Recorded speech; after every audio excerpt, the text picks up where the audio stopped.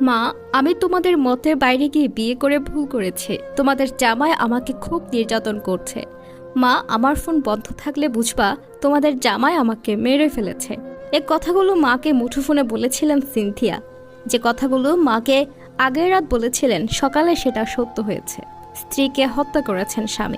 স্ত্রীকে হত্যার পর অঝরে কাঁদলেন স্বামী। বললেন তিনি স্ত্রীকে প্রচণ্ড ভালোবাসতেন। থানায় গিয়ে পুলিশকে সেটা ইনফর্ম করেন। মা মেয়ের এই কথা হয় মঙ্গলবার রাতে। এরপর বুধবার সকালে থানা থেকে আসা ফোনে মা জানতে পারেন যে তার মেয়ে খুন হয়েছে। ফেনী সোনাগাজী মডেল থানায় কাঁদতে কাঁদতে কথাগুলো বলেন মা লিপি আক্তার। মেয়েকে খুনের খবর পেয়ে তিনি এসেছেন ঢাকা থেকে।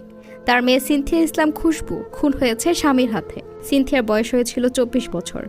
পৌরসভার চরগণেশ এলাকার ভাড়া বাসায় পারিবারিক কলহের জের ধরে স্ত্রী সিনথিয়া ইসলামকে বটি দিয়ে জবাই করে হত্যার পর লাশ বিছানায় ফেলে রেখে থানায় গিয়ে পুলিশে খবর দেন স্বামী আলী আক্কাস।